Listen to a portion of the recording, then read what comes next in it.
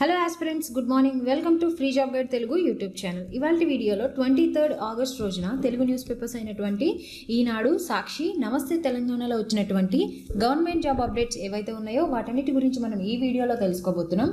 ఇక్కడ కనిపించే ఆర్గనైజేషన్స్ నుంచి మనకి నోటిఫికేషన్స్ అనేవి రావడం జరిగింది. ఈ నోటిఫికేషన్లో మెన్షన్ చేసినటువంటి పోస్టులు ఏవైతే ఉన్నాయో ఆ పోస్టుల గురించి మనం ఇప్పుడు పూర్తిగా తెలుసుకుందాం. Now coming to the first update. భారత విద్యార్థులకు దేశంలోనే పీజీ చదువుల కోసం యూనివర్సిటీ గ్రాంట్ కమిషన్ యూజీసీ ఆధ్వర్యంలో జాతీయ పీజీ విద్యా వేతనం అనేది అందిస్తోందన్నమాట. ఇది 2025-26 సంవత్సరానికి గాను రిలీజ్ కావడం జరిగింది. సంవత్సరానికి 10 నెలలు, అదేవిధంగా నెలకి 15,000 రూపాయల చొప్పున గరిష్టంగా 2 సంవత్సరాల పాటు 10,000 మంది విద్యార్థులకు అనేది ఈ స్కాలర్షిప్ అనేది లభిస్తుందన్నమాట. ఈ స్కాలర్షిప్కి అప్లై చేసుకోవడానికి 31 అక్టోబర్ అనేది లాస్ట్ డేట్గా ఉంది. దీని తర్వాత వారణాసిలోని Homi Bhabha cancer hospital and research centre నుంచి ఒప్పంద ప్రాతిపదికన ఎంటీఎస్ పోస్టుల భర్తీకి నోటిఫికేషన్ అనేది రిలీజ్ కావడం జరిగింది. ఇది ఓన్లీ ఇంటర్వ్యూస్ అనేవి కండక్ట్ చేసి ఈ ఉద్యోగాలకు ఎంపిక చేయడం అనేది జరుగుతుందన్నమాట. టోటల్గా 16 పోస్టులకు కానీ ఈ నోటిఫికేషన్ అనేది రిలీజ్ చేశారు.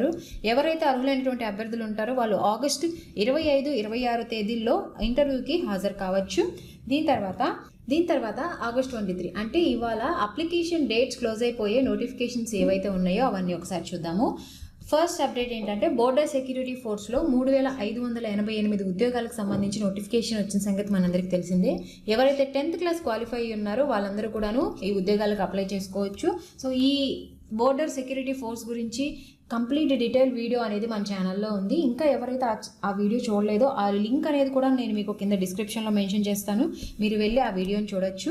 సో ఈ ఉద్యోగాలకు అప్లై చేసుకోవడానికి ఇవాళ లాస్ట్ డేట్.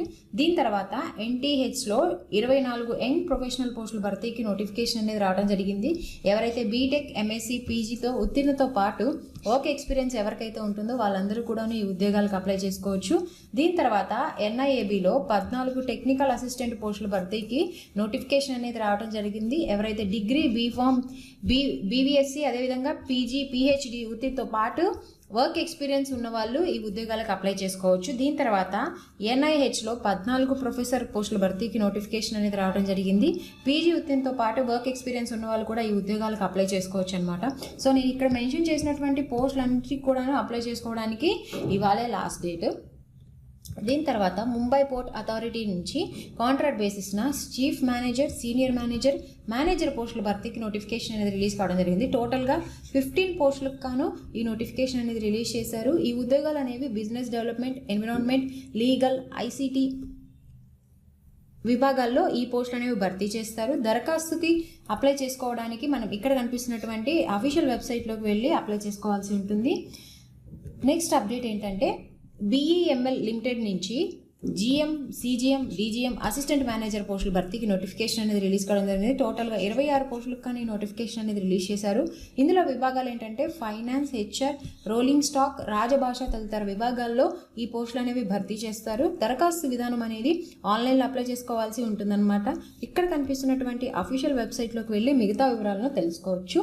దీని తర్వాత కేంద్రంలోని వివిధ శాఖల్లో ఖాళీగా ఉన్నటువంటి అసిస్టెంట్ పబ్లిక్ ప్రాసిక్యూటర్, లెక్చరర్ పోస్టుల భర్తీకి యూపీఎస్సీ నుంచి నోటిఫికేషన్ అనేది రావడం జరిగింది.